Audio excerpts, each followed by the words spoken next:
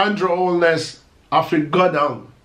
Andrew Holness, Happy dead. Well, I'm not so sure if him say Happy dead or I got dead. Just like on YouTube, figure your brain some new food. Hello people, and welcome back to the channel. If this is your first time on the channel, a special welcome to you.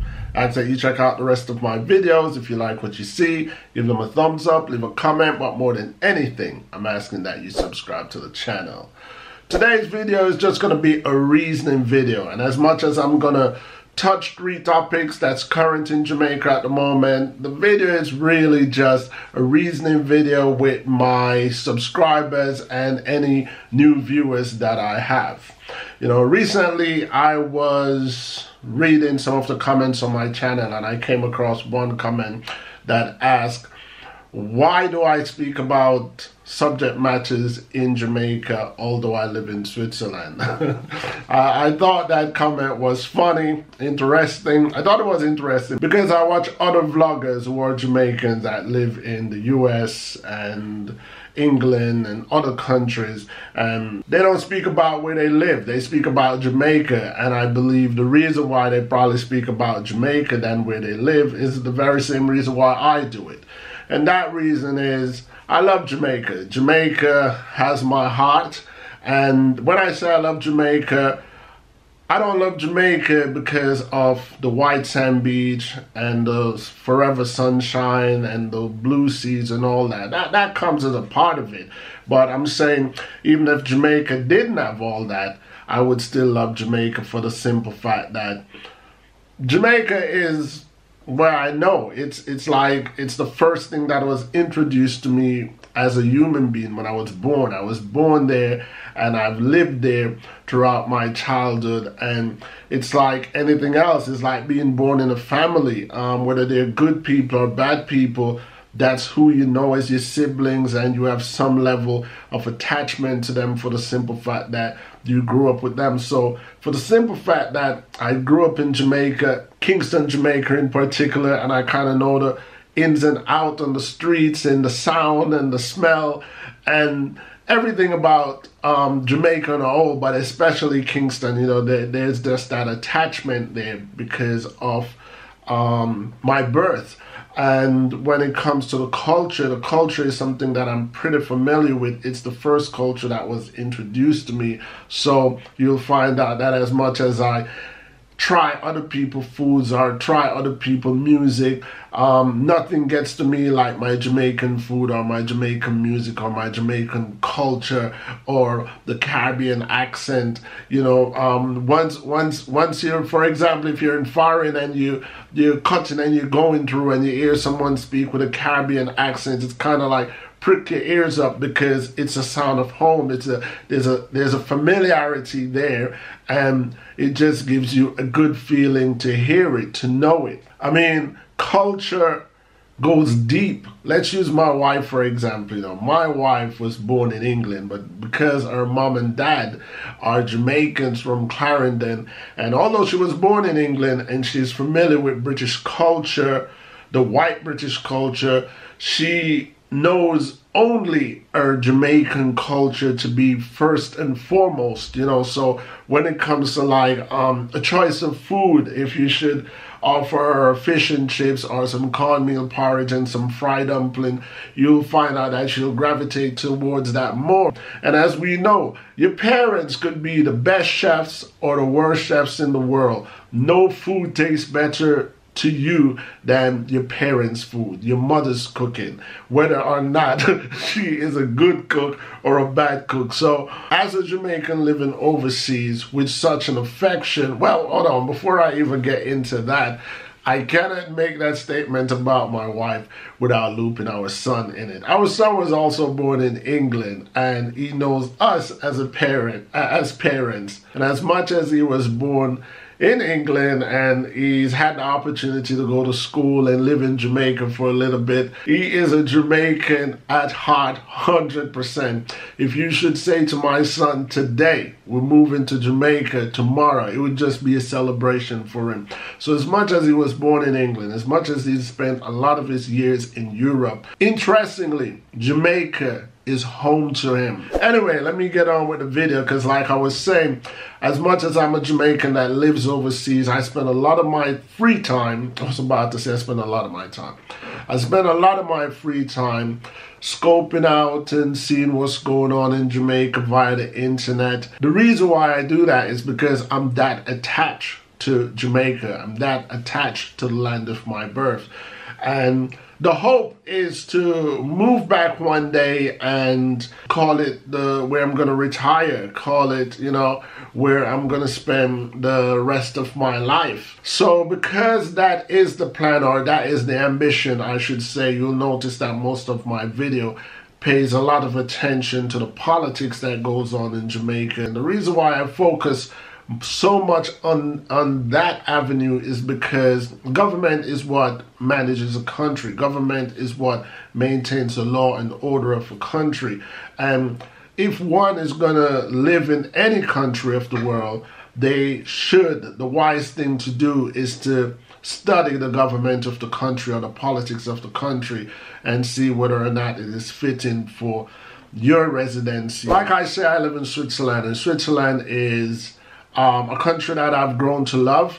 And the reason why I love Switzerland is because of its law and its order, because of the way the residents abide by the rules and regulation. And without a doubt, the wealth of the country has given me an enormous amount of comfort to live here. And that, as much as I love it and I admire it, I am not Swiss, I am Jamaican. And you know, what I learned abroad, I would like to introduce it a yard, just to see my country and the people of Jamaica experience even a little bit of it, you know. So when I get on my channel, that is pretty much what I preach, and that is pretty much what I teach. I preach law and I preach politics because I'm also passionate about those subjects.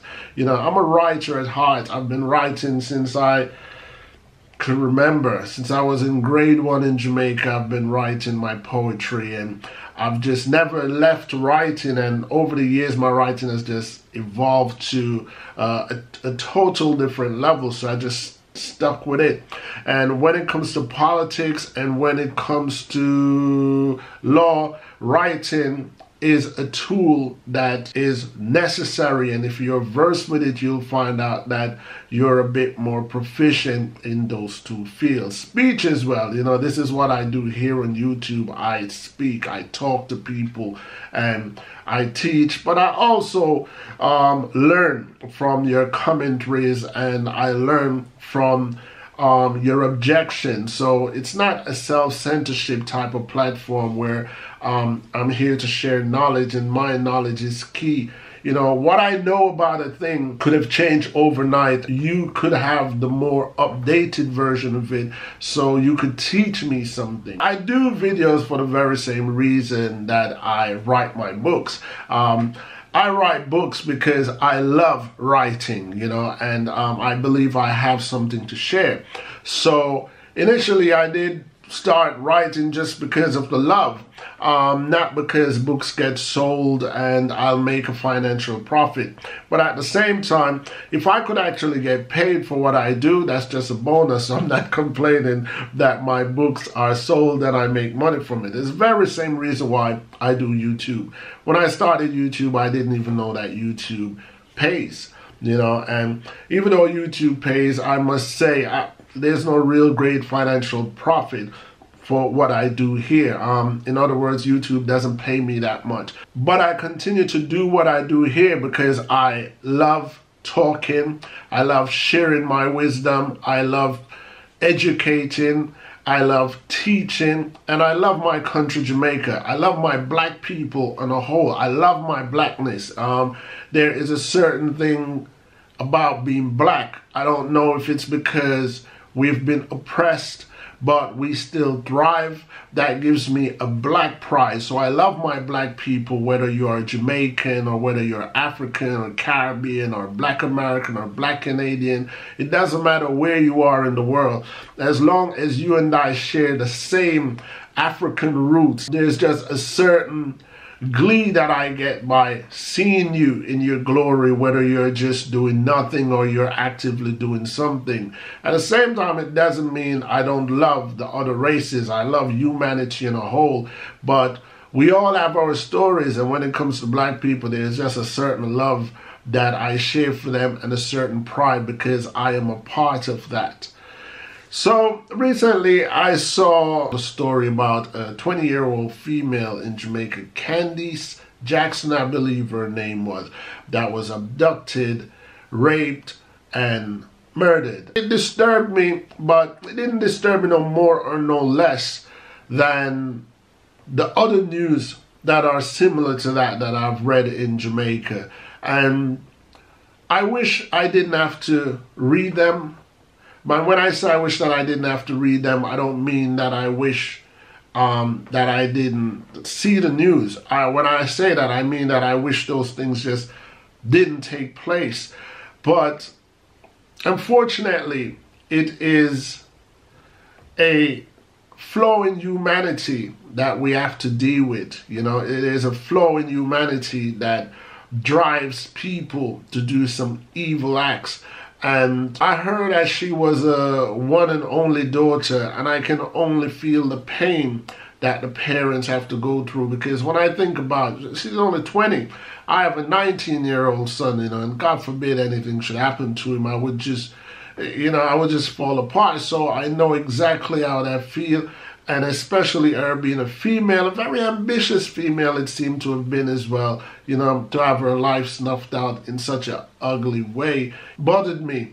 I heard that there's been an arrest. It's a good thing to hear, but after reading some comments, it made me a little concerned, because as much as I was happy to hear that there's been an arrest, I got concerned to make sure that the Jamaican Constabulary Force is doing their job properly, and the person that they arrest is the actual person that committed the crime, and they're not adapting other countries' method of just arresting any old person just to appease the demand of the parents or the demand of the crowd, you know. So I'm all for justice, I'm all for fairness, you know. And when I say that, I believe, you know, Candice Jackson, who unfortunately lost her life, whoever took her life should pay the penalty.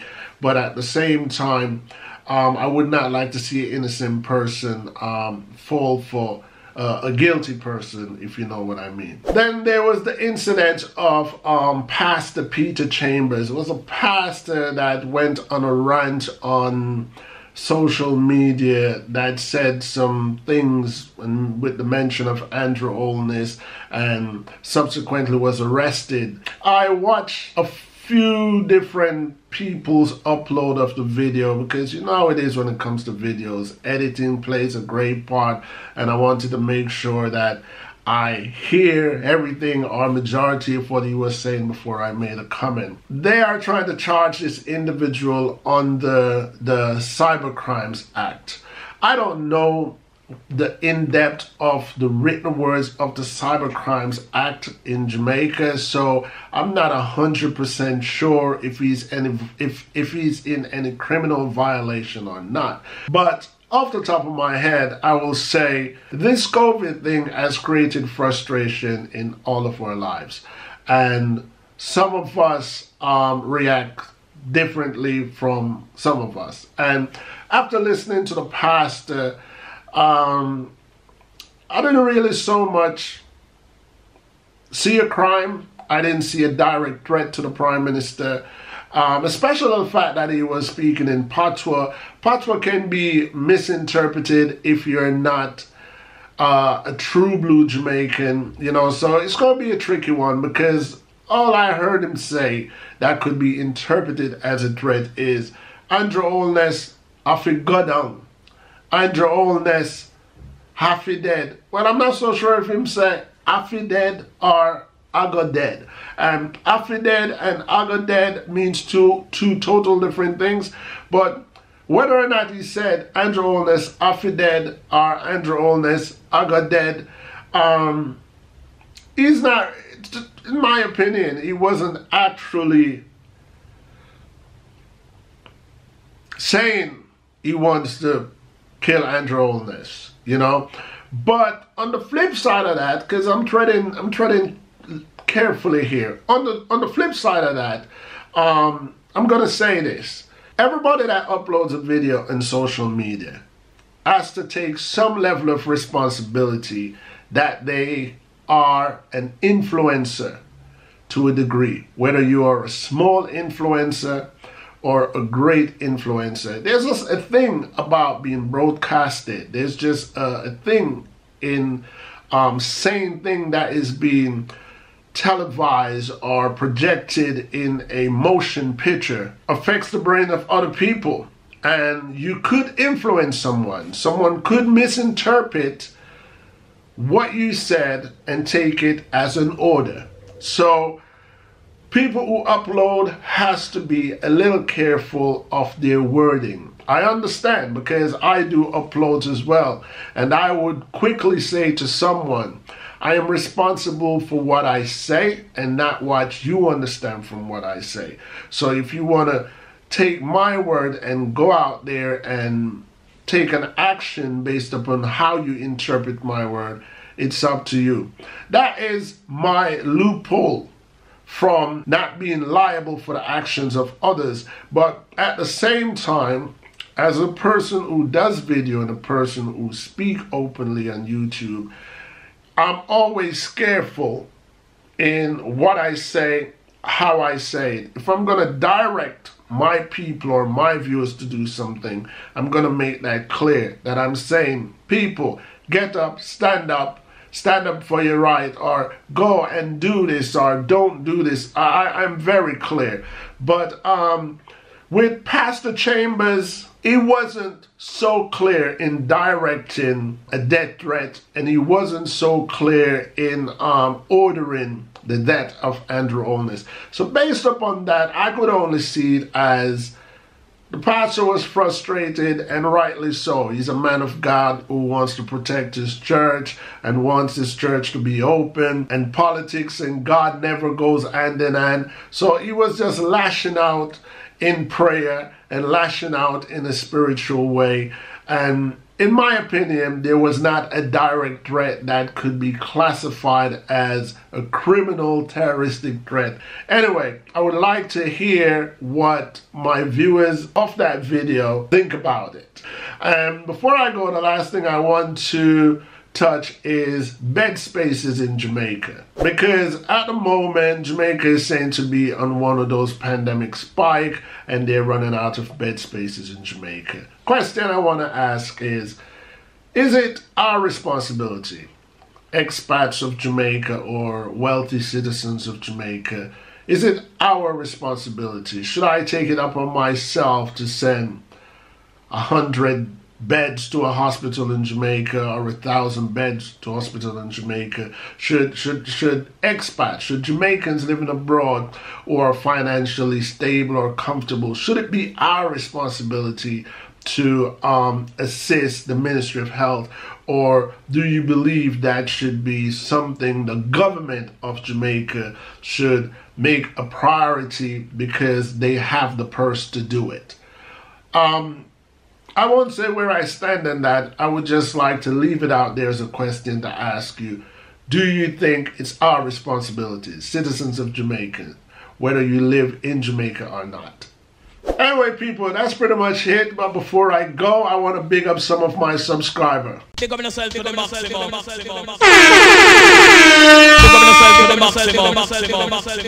First and foremost, I want to big up Miss June Plum 1, Ivelyn D, Pat P, Seal Mad Flavor, big up yourself, Marva Roberts, Health Light, and last but not least, I want to big up Creative Pragmatic, big up yourself. Big up yourself to the maximum.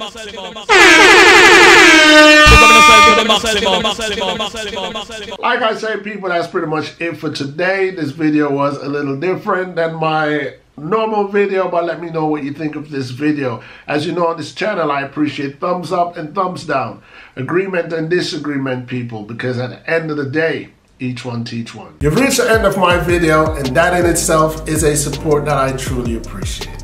Other ways that you can support this channel is by giving this video a thumbs up. But the most important way to support my channel is to hit that subscribe button so you do not miss out on any of my future uploads. The third way to support this channel is to go to my Teespring account and purchasing any of my merch. And the fourth way that you can support this channel is joining me in Patreon to give me a contribution to help me to do what I do here on YouTube. Once again, I want to thank all of you guys for checking out my video and ask that you continue to join me, ENT Sebas, here on YouTube to see where my journey takes me. Until next time, peace.